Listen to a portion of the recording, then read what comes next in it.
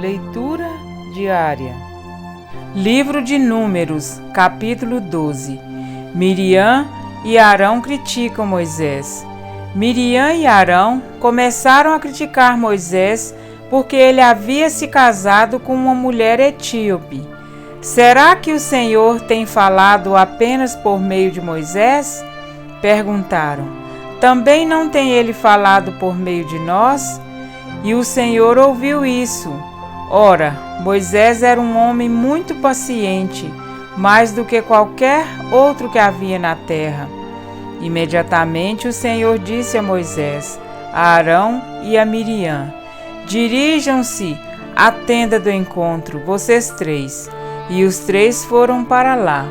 Então o Senhor desceu numa coluna de nuvem e, pondo-se à entrada da tenda, chamou Arão e Miriam. Os dois vieram à frente e ele disse: ouçam as minhas palavras. Quando entre vocês há um profeta do Senhor, a ele me revelo em visões, em sonhos falo com ele. Não é assim, porém, com meu servo Moisés, que é fiel em toda a minha casa. Com ele falo face a face, claramente, e não por enigmas. E ele vê a forma do Senhor. Por que não temeram criticar meu servo Moisés? Então a ira do Senhor acendeu-se contra eles, e ele os deixou. Quando a nuvem se afastou da tenda, Miriam estava leprosa. Sua aparência era como a da neve. Arão voltou-se para Miriam, viu que ela estava com lepra e disse a Moisés: por favor, meu senhor, não nos castigue pelo pecado que tão tolamente cometemos. Não permita que ela fique como um feto abortado que sai do ventre de sua mãe, com a metade do corpo destruído. Então Moisés clamou ao Senhor: ó Deus, por misericórdia, concede-lhe cura. O Senhor respondeu a Moisés: se o pai dela lhe tivesse cuspido no rosto, não estaria ela envergonhada 7 dias?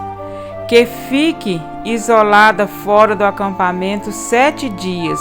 Depois, ela poderá ser trazida de volta. Então Miriam ficou isolada 7 dias fora do acampamento, e o povo não partiu, enquanto ela não foi trazida de volta.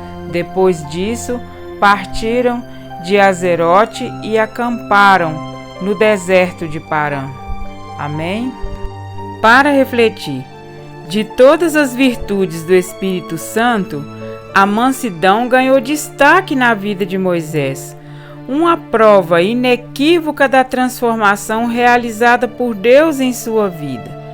Aquele que matou um egípcio e o enterrou na areia, e que enxotou sozinho os algozes das filhas de Jetro, mostrou que a influência de uma real comunhão com Deus produz o divino fruto no caráter.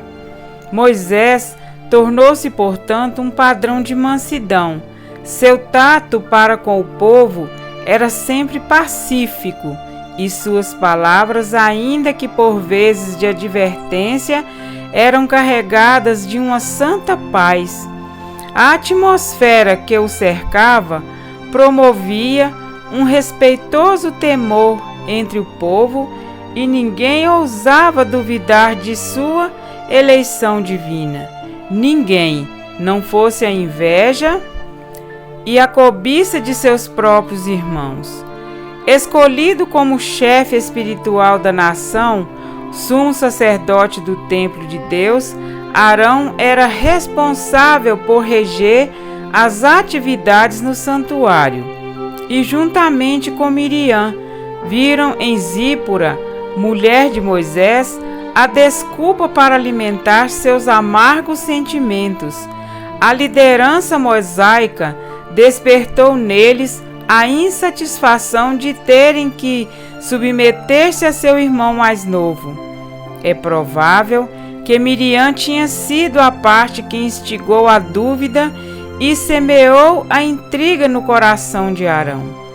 O castigo que lhe foi aplicado deixa isso evidente. Além de enfrentar todos os dias os ânimos acalorados do povo, Moisés teve que lidar com a sedição de seus próprios irmãos. Instigado por Miriam, Arão poderia ter resistido às suas ruins suspeitas. Mas, semelhante à sua fraqueza, ao confeccionar o bezerro de ouro, permitiu ser novamente influenciado. Convocados pelo Senhor para um encontro particular, os 3 irmãos foram à tenda da congregação.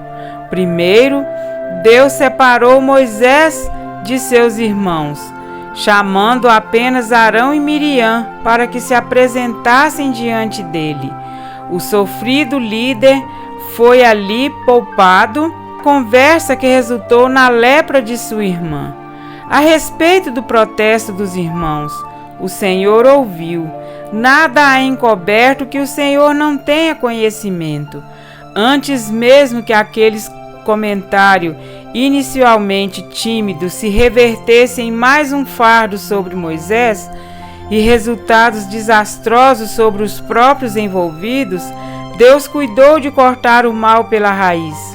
Moisés não era somente um profeta, mas um amigo do Senhor, boca a boca e face a face conversava com Deus. Arão e Miriam sentiram suas faces empalidecerem diante do questionamento divino. Como, pois, não temeste falar contra o meu servo, contra Moisés? E diante da praga instantânea de Miriam, rogando a Moisés que intercedesse a favor dela, Arão só pôde concluir: loucamente procedemos e pecamos. Sutilmente, o inimigo lança mão de seus agentes humanos para instigar a inveja, a intriga e a fofoca. Diálogos duvidosos, conversas influenciadoras e comentários maldosos dão o start na contenda entre irmãos. Eis um problema que não escolhe classe social, grau de parentesco ou idade. Basta haver 2 pessoas unidas na mesma disposição de criticar alguém que rapidamente é submetido a júri popular. Este tem sido um dos principais agravantes da queda espiritual na Igreja de Deus. Uma das estratégias mais eficazes de Satanás.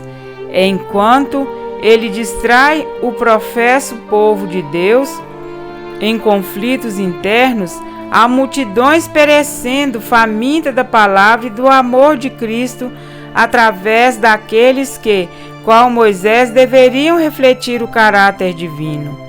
Há um mundo que geme com grandes dores espirituais, físicas e emocionais. Perderemos tempo e colocaremos em risco a nossa salvação e de outros para reclamar posições e direitos que não nos pertencem?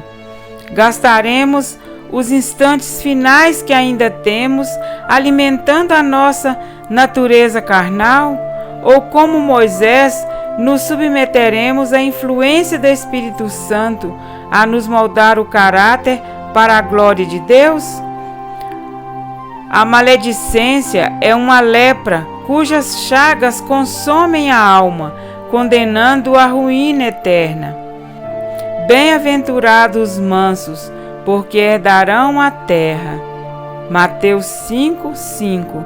Vigiemos e oremos. Amém?